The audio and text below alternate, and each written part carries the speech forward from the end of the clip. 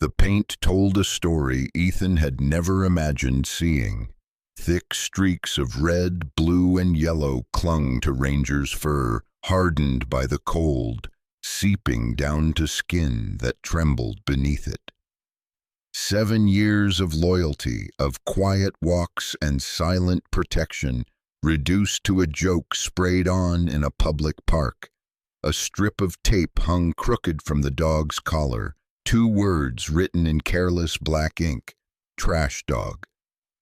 Ethan's hand shook as he pulled his jacket tighter around Ranger's shivering body, trying to cover what should never have been exposed. Behind him, his daughter sobbed, her wrist red where rough hands had grabbed her. The laughter of the boys who did this still echoed through the frozen trees, but Ethan wasn't hearing them anymore. He was staring at the way Ranger sat anyway, head up, still guarding, still loyal. Because some cruelty isn't meant to break a body, it's meant to erase dignity. Before we begin, please like, subscribe, and tell us where you're watching from. Your support truly means everything to us.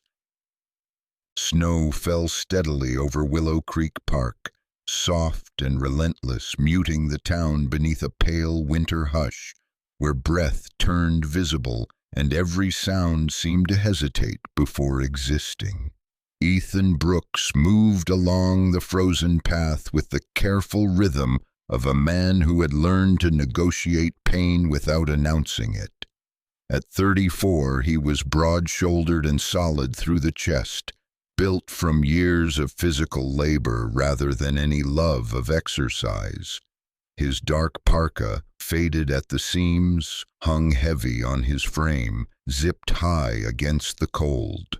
A short, uneven beard traced the sharp line of his jaw, more neglect than style, and streaks of early gray threaded through his dark brown hair, which he kept cropped close out of habit.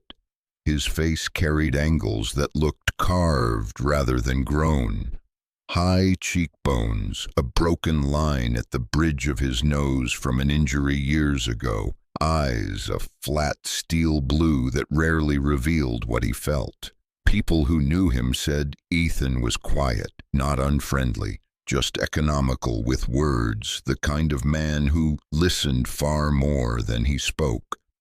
What they didn't know was how silence had become survival after an accident years earlier had ended his career and rearranged his sense of usefulness in the world. Beside him walked Lily Brooks, 11 years old, slight and narrow-shouldered, her winter coat swallowing her small frame. Her hair, a soft chestnut brown, spilled from beneath a knitted hat in loose, stubborn curls that never stayed tamed for long. She had her mother's warm complexion and large hazel eyes that took in the world with an intensity that sometimes worried Ethan. Lily was observant in the way children become when they grow up too quickly, cheerful on the surface, careful underneath. She talked less than other kids her age, but when she did, her words carried weight. Today she walked close to her father, boots crunching softly in the snow, her gloved hand occasionally brushing his sleeve as if to reassure herself he was still there. A few steps ahead of them moved Ranger. At 7 years old, the German Shepherd was already past the reckless energy of youth, but he carried himself with a quiet authority that made strangers instinctively give him space. He was large even for his breed, thick through the shoulders with powerful hind legs that propelled him forward in a steady, measured gait. His coat was dense and dark, a rich blend of black and deep brown, flecked with gray around the muzzle that spoke of experience rather than age. Ranger's ears stood alert, rotating subtly with every sound, and his eyes, deep, intelligent amber, tracked the world with constant evaluation. He walked without a leash, not because Ethan was careless, but because Ranger had been trained to stay close, to watch, to protect without needing command. To Ethan, Ranger was more than a dog. He was routine, purpose, and reminder. In the years after Ethan's injury, when days blurred together and self-worth became fragile, Ranger had been the one constant that anchored him to responsibility and movement. Willow Creek Park was nearly empty that afternoon. The playground equipment stood abandoned, swings creaking faintly as the wind nudged their chains. Snow blanketed the grass and softened the edges of the walking paths, turning the park into something almost gentle, almost kind. Lily had been talking about school, about a science project she was nervous about a friend who had moved away without saying goodbye. When her voice faltered, she slowed, then stopped altogether. "Dad," she whispered, her voice thin and uncertain. Ethan followed her gaze toward the open lawn near the tree line. For a moment, his mind refused to assemble what his eyes were seeing. Ranger stood several yards away, trembling, his posture stiff and confused.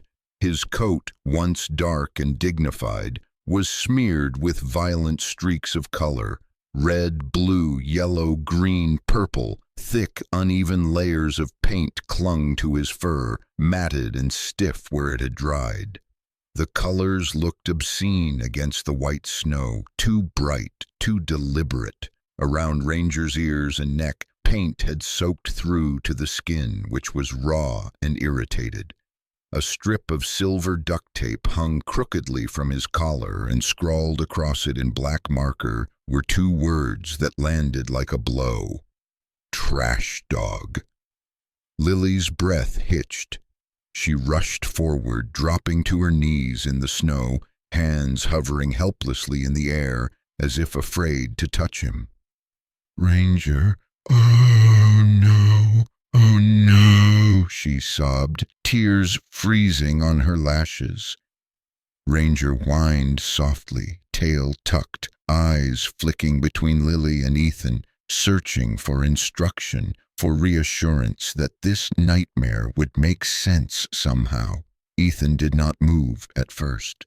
Something inside him went still, colder than the snow soaking through his boots. He had known hardship. He had known humiliation, the slow, grinding kind that came with injury, with lost income, with being quietly dismissed by systems that once relied on him. But this was different. This was cruelty made performative, intentional, loud. Someone had taken time to do this, to restrain Ranger long enough to paint him, to label him, to reduce him to a joke. The realization settled into Ethan's chest with dangerous calm. He stepped forward at last, kneeling beside Lily, his movements controlled, deliberate. He rested one gloved hand against Ranger's shoulder, feeling the tremor beneath the paint-stiffened fur. Ranger leaned into him immediately, weight heavy and trusting, as if Ethan's presence alone might erase what had been done. Ethan swallowed hard. He did not cry. Instead, his jaw tightened, muscles along his neck standing out beneath the collar of his parka. He felt a familiar pressure building behind his eyes, the same pressure he'd learned to contain years ago when anger had consequences he couldn't afford. Around them, the park remained quiet, indifferent. No footsteps approached. No voices asked what had happened. The snow continued to fall, covering tracks, softening evidence, as if the world itself was eager to forget. Lily's shoulders shook as she clutched Ranger's neck, careful to avoid the worst of the paint. Ethan wrapped an arm around her, pulling her close, anchoring both child and dog against him. In that moment, Ethan understood something with painful clarity. This wasn't just about Ranger. It wasn't even about the insult scrawled on the tape. It was about what people did when they believed no one would stop them, about how easily kindness could be painted over and discarded. As he looked down at his daughter's tear-streaked face and felt Ranger's heart racing beneath his hand, a decision took shape inside him, quiet, unyielding. He did not know yet how he would respond, only that silence was no longer an option. Snow could cover many things, but not this.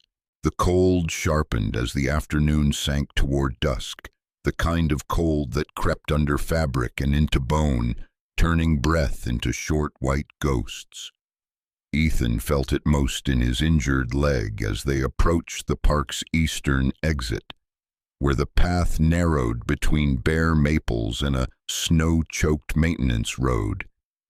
The place felt wrong before anything happened, too quiet, too open, as if the park itself were holding its breath. Ranger sensed it too. His ears rotated forward, body shifting subtly into a protective arc that placed him half a step ahead of Lily, without any command from Ethan. The trucks arrived with a sound that didn't belong in winter peace. Engines revved too loud, tires crunching aggressively over ice. 3 lifted pickups slid into view, paint glossy and untouched by salt, headlights glaring like judgment. They formed a loose barrier across the maintenance road, boxing the narrow exit. Doors opened, boots hit snow, laughter followed, bright and careless, echoing across the frozen lawn. There were 5 of them, all young, all dressed like money, insulated them from consequence.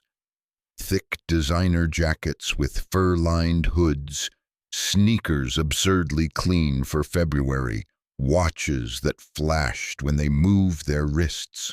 The leader stepped forward first. His name, Ethan would later learn, was Cole Mercer, 19 years old, tall and narrow-hipped, with a sharp jawline that still hadn't lost its boyishness. Cole's blonde hair was styled carefully under a beanie he wore more for image than warmth, and his smile carried the easy entitlement of someone who had never been told no in a way that mattered. His eyes were pale and flat, scanning Ethan, Lily, and Ranger with the detached curiosity of a person inspecting objects rather than lives. Behind Cole stood Mason Reed, broader, darker, his shoulders hunched forward as if he carried his anger there. Mason had a patchy beard already trying to assert adulthood, dark hair curling messily at his temples and restless hands that fidgeted with the strap of a paint-splattered backpack slung over one shoulder. He was the one who shook the spray cans, the rattle loud and mocking, as if he wanted the sound itself to hurt. Another boy, Tyler Quinn, thin and sharp-nosed, held his phone up, recording, his grin wide and performative.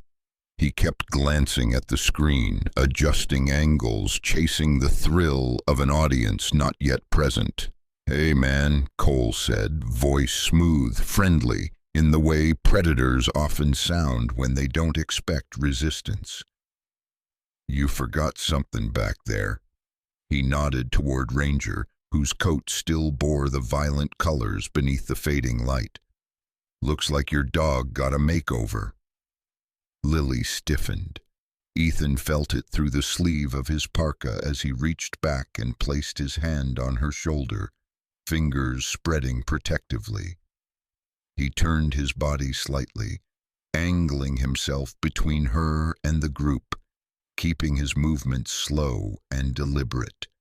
Years ago, training had taught him the value of stillness in moments like this, how panic fed aggression, how calm could sometimes deflate it. "We're leaving," Ethan said, his voice level, stripped of emotion. He didn't raise it, he didn't plead, he simply stated a fact, as if facts still mattered. Mason laughed, a harsh bark of sound that cut through the cold. "Relax, it's just paint, washes off. We did you a favor. Nobody wants an ugly dog wandering the park." He lifted one can and sprayed a quick hiss into the air, the color dispersing harmlessly this time, but the message clear.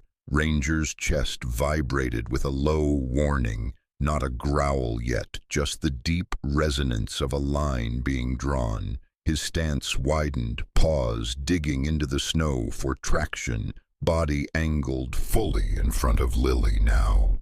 His eyes locked onto Mason's hands, tracking the cans, calculating distance. He was not afraid. He was ready. Cole noticed and smirked. "Whoa, easy there. Your mutt looks like he's got ideas." He tilted his head toward Ethan. "Might want to control your animal." Ethan's hand slid from Lily's shoulder to Ranger's collar, fingers pressing lightly into the thick fur beneath the crusted paint. The contact grounded both of them. Ranger leaned back into the touch, accepting the restraint, trusting it. Ethan knew what the word control meant in a town like this. It meant blame. It meant paperwork and headlines that never told the whole truth. It meant Lily watching her father be labeled dangerous for refusing to let cruelty stand. "We don't want trouble," Ethan said quietly. He felt Lily's small hand clutch the back of his coat, her knuckles hard through the fabric.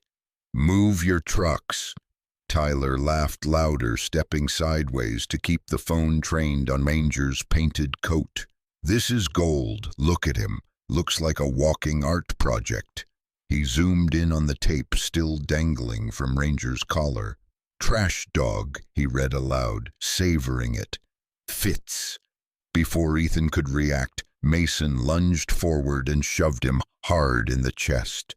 The force knocked the breath from Ethan's lungs, sending him sprawling backward into the snow. Pain flared hot along his injured leg, white and immediate, stealing his air for a second. The cold rushed up around him, soaking through his jeans. "Dad!" Lily cried, instinctively stepping toward him. That was the mistake.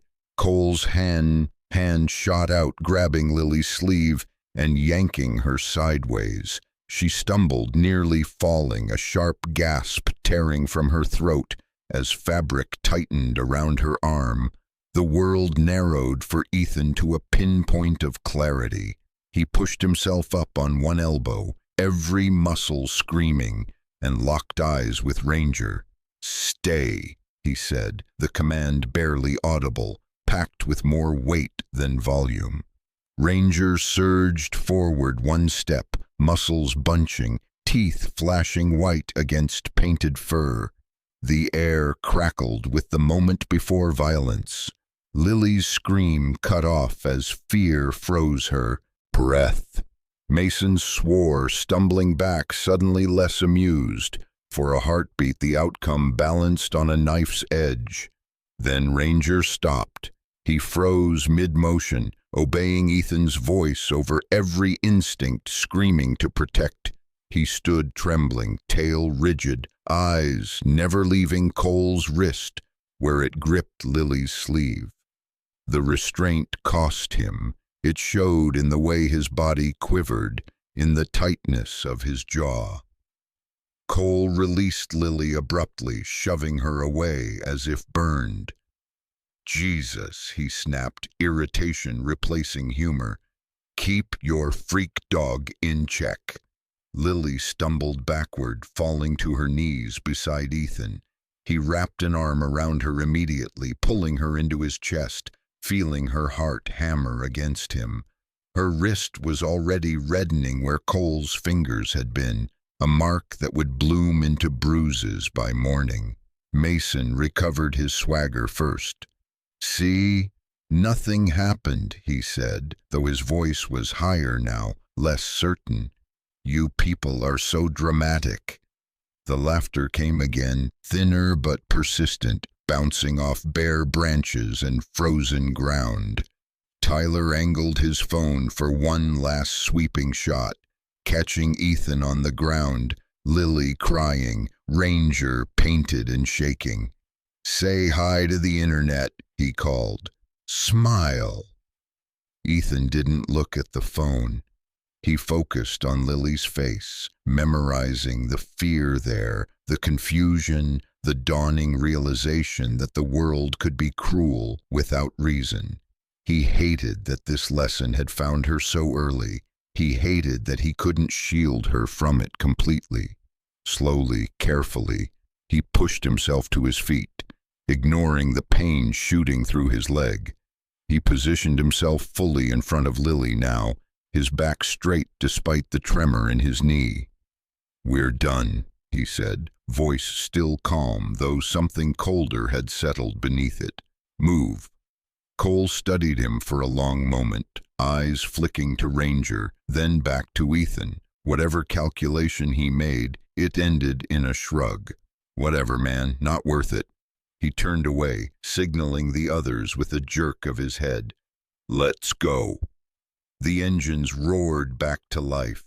Snow sprayed as the trucks pulled away, tires spinning unnecessarily, the sound of their laughter trailing behind them like exhaust.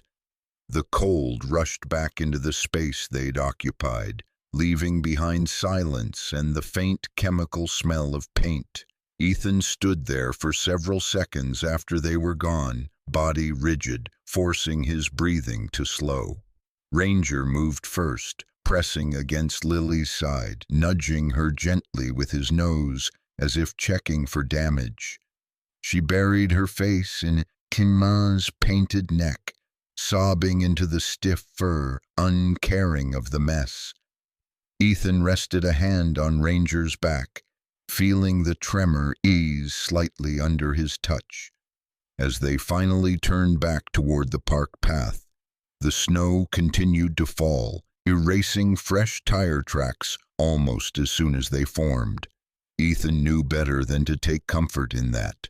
Some things, he understood now, did not disappear just because the surface looked clean.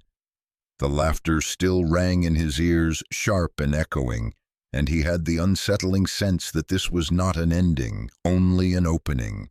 By the time they reached the veterinary clinic, the daylight had thinned into a dull winter gray, the kind that pressed down on the shoulders and made every building look tired.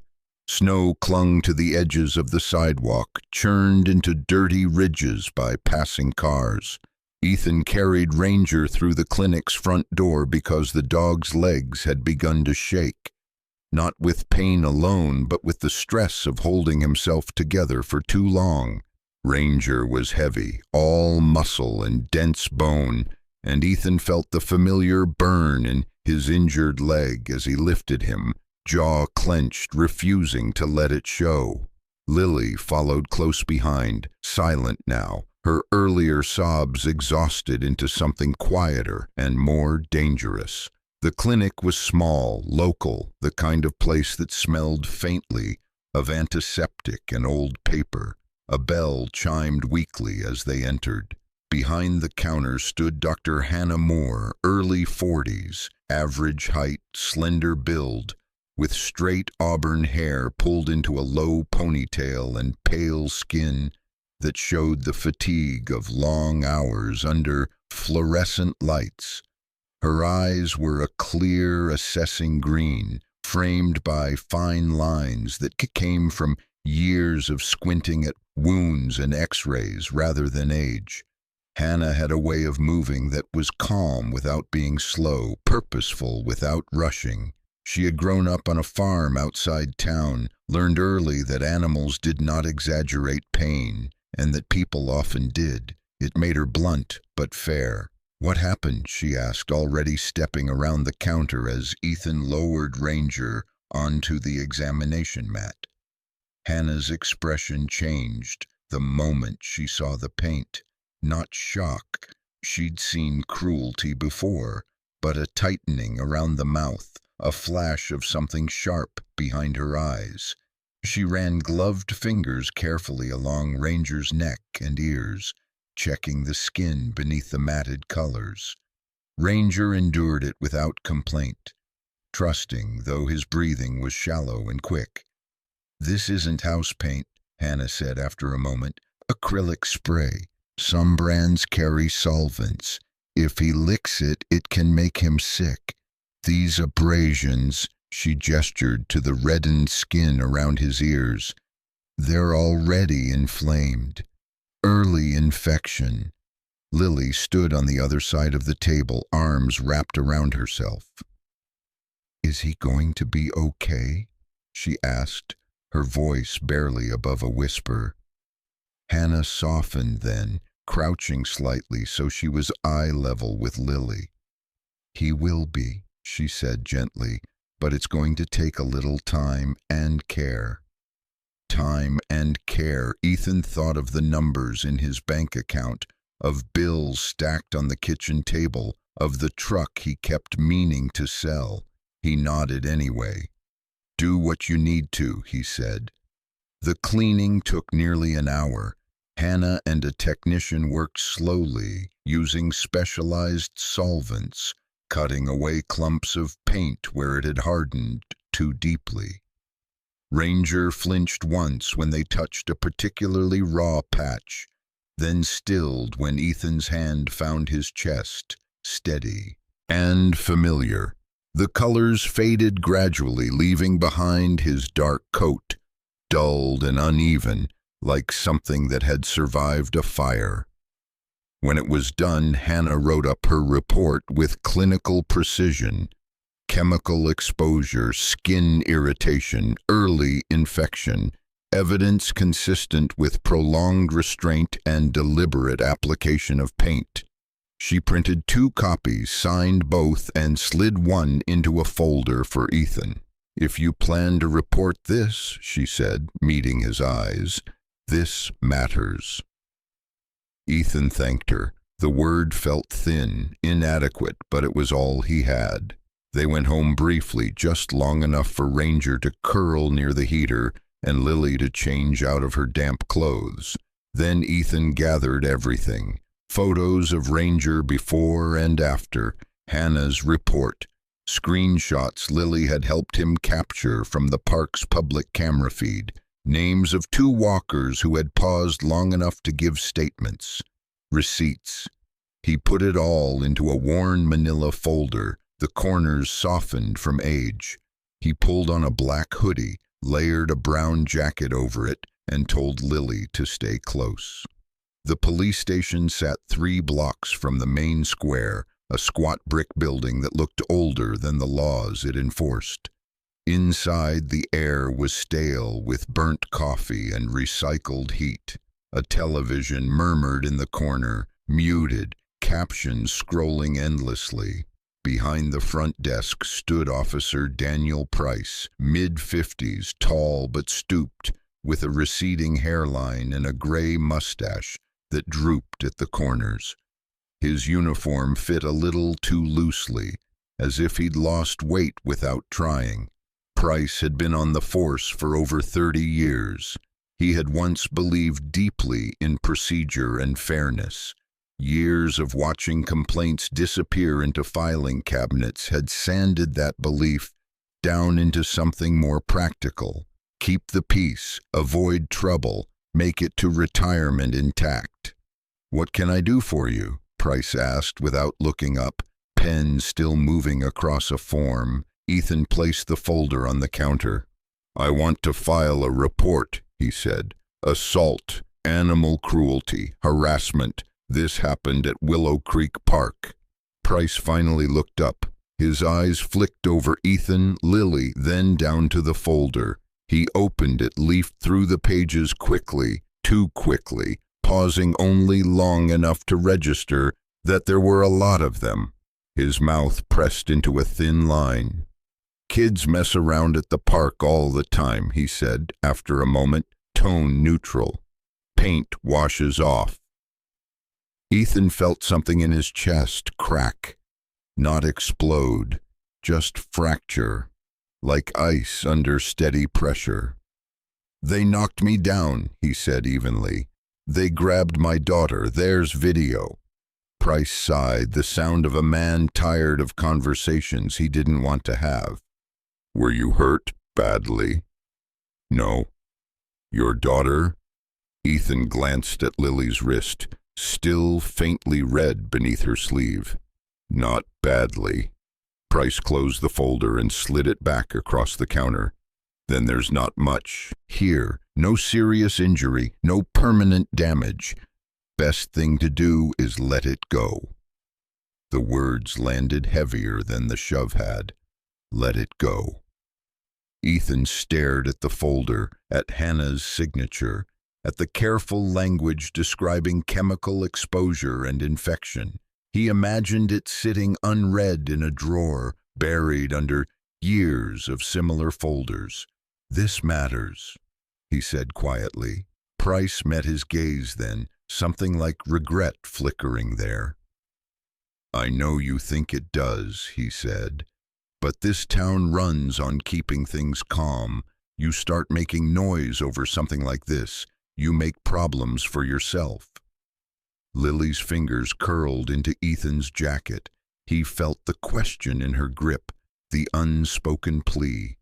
He took the folder back, slow and deliberate, as if the act itself were a refusal.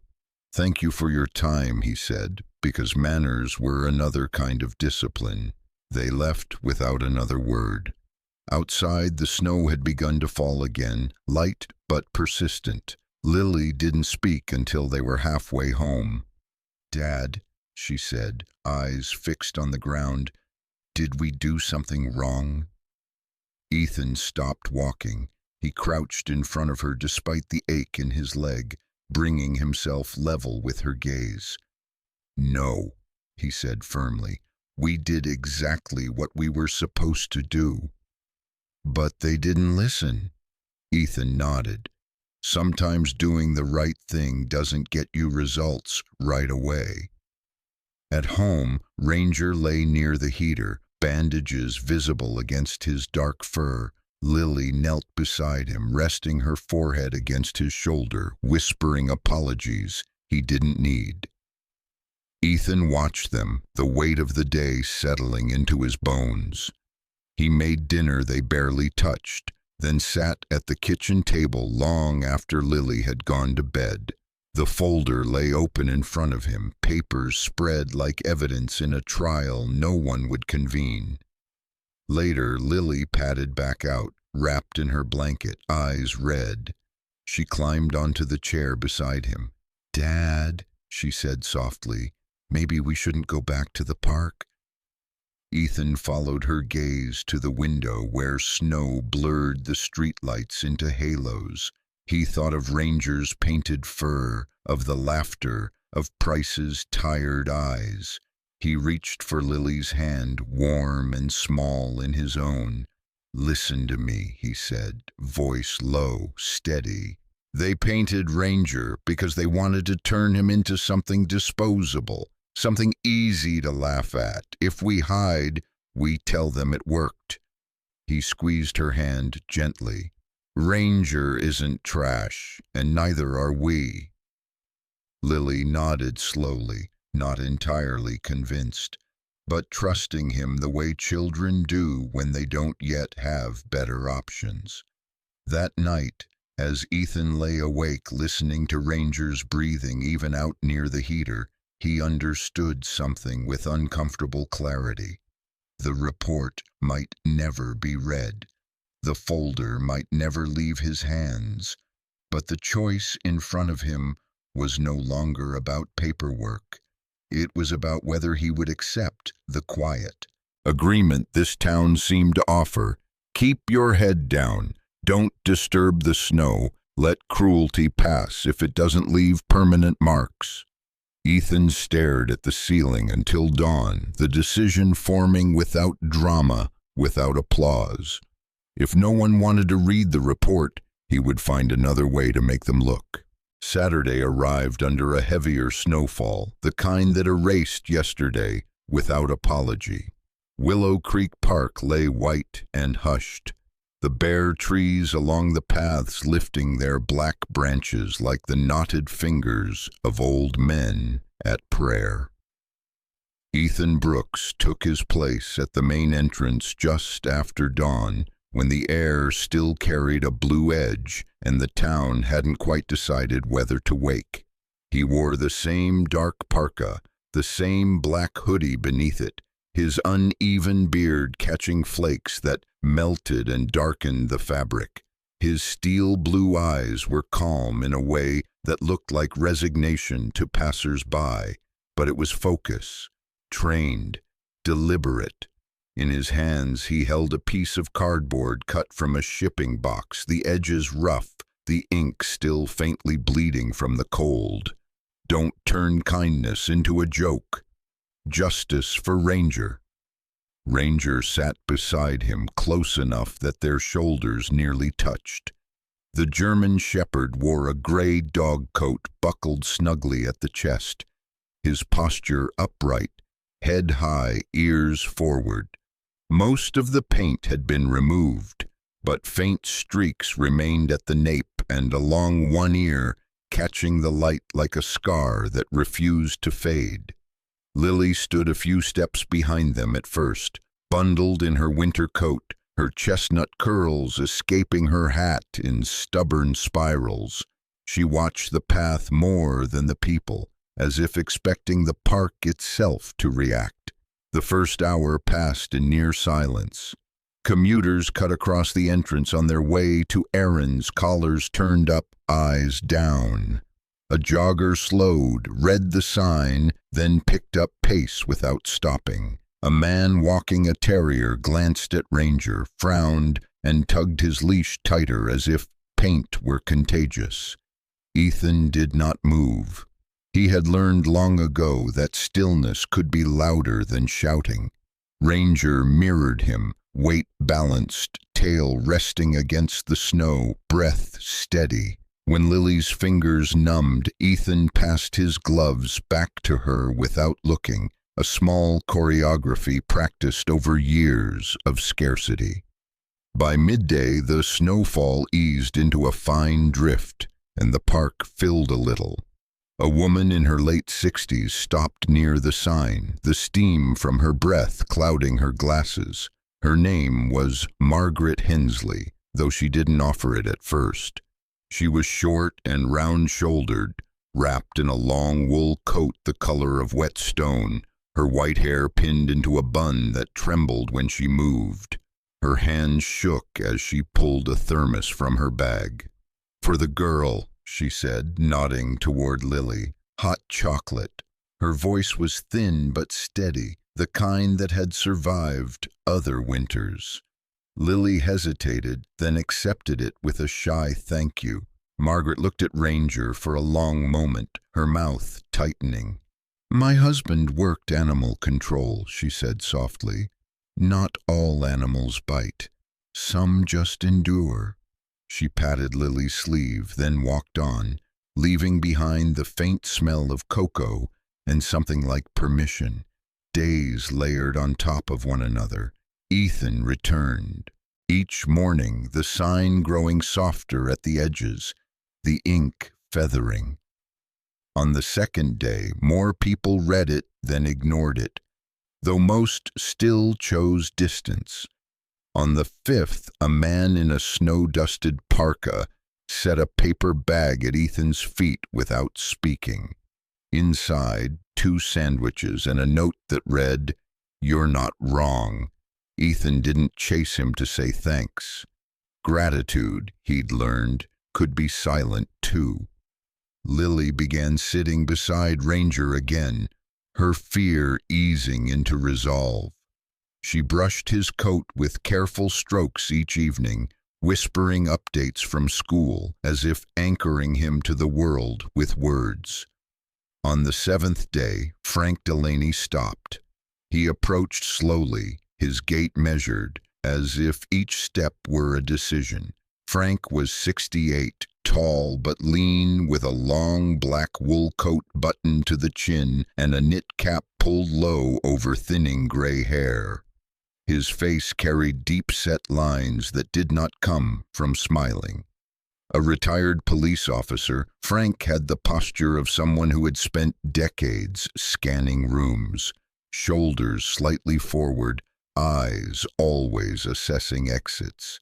He studied Ranger with a look Ethan recognized immediately. Not pity, but appraisal. "That dog's been trained," Frank said, not loudly. "Not a pet school sit and stay. Real work." He crouched with a stiffness that suggested old injuries and met Ranger's gaze. Ranger did not flinch. Frank nodded once, satisfied. "I saw a lot of dogs like him when I was younger," he added. "They don't forget their job." Frank straightened and reached into his coat, producing a card worn soft at the corners. "Nate Mercer," he said, handing it to Ethan. "Local reporter. Doesn't owe anyone favors." He hesitated, then added, "He'll listen." Frank left without waiting for a response, his boots crunching a steady rhythm into the snow. That night, Ethan called the number. Nate Mercer answered on the third ring, his voice quick and alert, the cadence of someone used to deadlines. Nate was in his mid-30s, Ethan learned later, with a compact build and dark hair kept too long at the crown, perpetually escaping the discipline of a comb. He had a narrow face with a permanent crease between his brows, as if concentration were his default. When they met 2 days later at the park, Nate wore a weathered field jacket and carried a notebook already half full. He listened without interrupting, eyes flicking from Ethan's face to the sign to Ranger's scarred coat, absorbing detail the way some people absorbed warmth. He asked careful questions about times, about witnesses, about the veterinary report, never once suggesting exaggeration or doubt. When Lily spoke, Nate lowered himself to one knee to be at her level, his tone gentle, respectful. "You did the right thing," he told her, and she believed him. The presence of a notebook changed the air. People lingered longer, some asked questions. A teacher from the middle school left a folded note taped to the sign, "We see you." A barista from the cafe across the street brought coffee every morning after that, setting it down with a nod. Not everyone approved. A pickup slowed one afternoon, the driver shouting something crude before speeding off, tires spitting slush. Ethan did not react. Ranger watched the truck until it disappeared, then settled again, discipline intact. The sign remained. Nate published the piece on a Wednesday. He didn't sensationalize it. He described the facts with restraint, the language plain and exact. He printed Hannah Moore's findings. He quoted Ethan sparingly. He let the photograph do most of the work. Ethan standing in falling snow, sign in hand. Ranger seated at his side, gray coat buttoned, eyes alert. Lily half hidden behind them, chin lifted.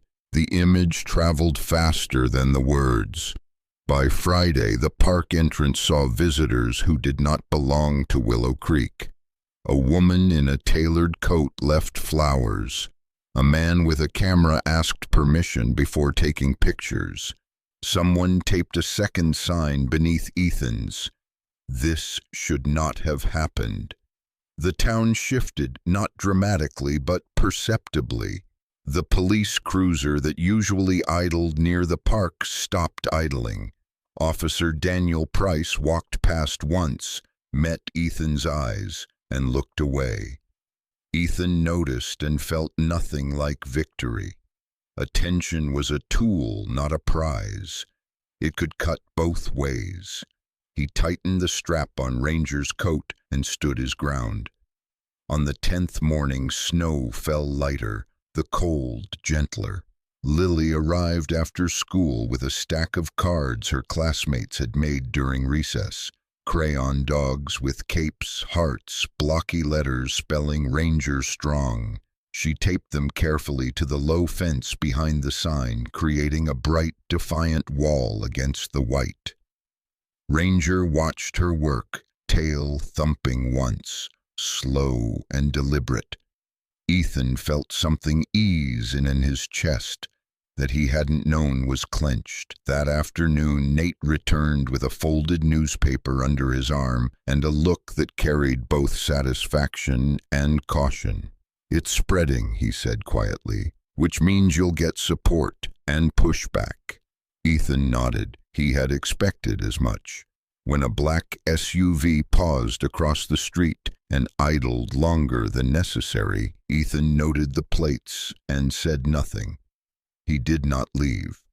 By the end of the second week, the sign was worn thin, the cardboard soft as cloth at the edges. Ethan considered replacing it, then decided against it. Where was evidence too? On the 14th day, as the sun dipped early and the park lights flickered on, Frank Delaney returned. He stood beside Ethan for a while without speaking, hands folded over the head of his cane.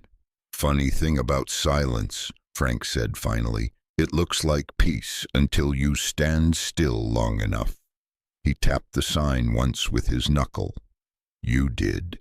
Frank left a small pin on the snow by Ranger's paw, an old enamel badge from his early days. The edges dulled. Ranger sniffed it, then looked up at Ethan. Ethan tucked it into his pocket. The chapter closed not with a confrontation, but with accumulation of witnesses, of small kindnesses, of attention that refused to drift away. As dusk settled and the park emptied, Ethan gathered the thermoses, straightened the cards, and led Lily and Ranger home through the falling snow. The sign remained propped at the entrance, letters softened but legible, a quiet insistence against forgetting. He did not know what would come next. He only knew that the truth had learned how to stand. The snow did not vanish all at once. It thinned first, retreating from sidewalks into gray slush, revealing the bruised ground beneath. Willow Creek Park looked different in that in-between season, when winter loosened its grip but refused to leave entirely. Patches of white clung stubbornly to shaded corners, while muddy grass emerged like a truth that could no longer be covered. It was during those days, when people began to look up instead of down, that everything changed.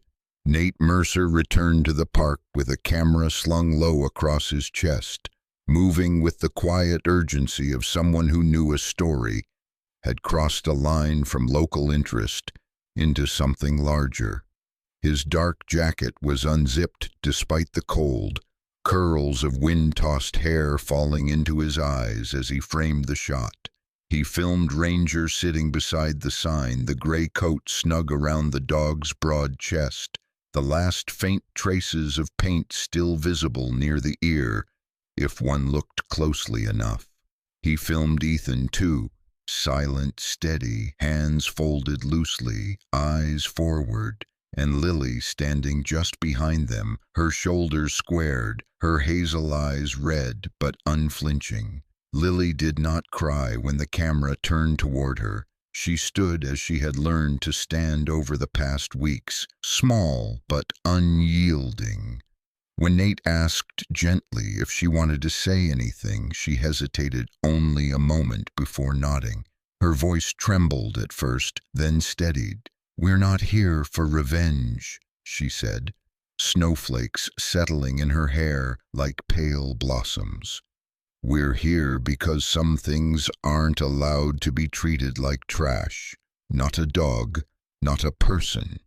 Nate lowered the camera slowly when she finished, his jaw tight, eyes shining with something that was no longer just professional interest. The article went live that night. It spread faster than anyone expected. not explosively, but persistently, shared and reshared by people who recognized pieces of their own towns in Willow Creek. Photos arrived first. A woman from 2 streets over sent an image of a spray-painted beagle tied behind a shed months earlier. A man forwarded footage from a phone showing the same group of young men knocking over trash cans near the playground. Another message included a shaky clip of Cole Mercer shouting at a boy barely older than Lily, the fear unmistakable. The park cameras, once ignored, suddenly mattered. They told a story without commentary, without spin. Cameras, as Nate wrote, did not care who your father was or how expensive your jacket looked. Pressure built quietly, then all at once. The police station reopened the file. Officer Daniel Price did not handle it this time. A younger detective arrived from the county seat, his presence unannounced but unmistakable. His name was Evan Caldwell, early 30s, tall and narrow, with close-cropped black hair and a face still smooth enough to remember idealism. He wore his uniform with precision, boots polished, badge bright. Caldwell spoke little when he first came to the park, observing more than questioning, his dark eyes flicking from the sign to Ranger to the fence plastered with children's cards. When he finally spoke to Ethan, his voice was measured, professional. "We're reopening the case," he said, "properly." Cole Mercer and his friends were identified within hours. Their confidence evaporated under the weight of footage, witness statements, and a paper trail that refused to disappear. Charges followed: animal cruelty, harassment, assault. The town watched as boys who had laughed too loudly learned what silence felt like when it was imposed from above. But for Ethan, the arrests felt strangely hollow. Consequence was necessary, yes, but it was not the point he had been standing for. What mattered happened the following Saturday. The park filled slowly that morning, not with crowds but with intention. People arrived without being asked. Some brought flowers, setting them near the sign. Others brought coffee, blankets, leashes donated from pet stores 2 towns over. Children taped more drawings to the fence, bright crayon colors replacing the memory of paint used to humiliate. A woman in a navy coat stopped beside Lily and knelt, introducing herself as Sarah Whitcomb. Sarah was in her early 40s, tall and slender, with pale skin freckled by years of winter sun and dark blonde hair pulled into a low, practical braid. Her posture was straight, almost rigid, as if shaped by discipline. "My brother served," she said quietly, nodding toward Ranger. "Different job. Same loyalty." She pressed a folded note into Ethan's hand, contact information for a legal aid group that specialized in civil cases. Ethan thanked her with a nod. Words still felt inadequate. Ranger sat through it all with the patience that had always defined him. His amber eyes tracked movement calmly, ears adjusting, posture relaxed but alert. When a child reached out too quickly, he leaned back slightly, waiting for permission before accepting the touch. Lily watched every interaction closely, pride softening her face. She brushed his coat when she thought no one was looking, fingers careful over the places that had once been sore. Near midday, Evan Caldwell returned, this time with a woman in a dark coat and scarf. Assistant District Attorney Rachel Kim was younger than Ethan expected, mid-30s, petite with sharp features and intelligent eyes behind thin-framed glasses. Her black hair was cut in a neat bob that did not move when she walked. Rachel spoke with precision, each word placed deliberately, shaped by years of navigating rooms that underestimated her. She reviewed the file with Ethan, asking clarifying questions, listening when he answered, not interrupting. "This case won't disappear," she said finally. "Not now." The snow continued to melt. By late afternoon, the ground beneath the sign was bare, dark earth exposed. The cardboard sagged, softened by weeks of weather and attention. Ethan noticed and felt no urgency to replace it. The message had already moved beyond the ink. Nate arrived again, not filming this time, just watching. "You changed something," he said quietly. Ethan shook his head. "I stood still," he replied. Nate smiled faintly. "That's rarer." As the crowd thinned, Lily climbed onto the low stone wall near the entrance, careful not to slip. She turned to face the few dozen people still lingering, her breath visible in the cooling air. Ethan felt his chest tighten, not with fear but with recognition. This was her moment, not his. She spoke without notes, without prompting. "We didn't come here to make anyone lose," she said. "We came so someone else wouldn't." She looked down at Ranger, who lifted his head, exhaling a thin cloud into the air. "If you see something wrong," Lily finished, "please don't wait until it's safe to be kind."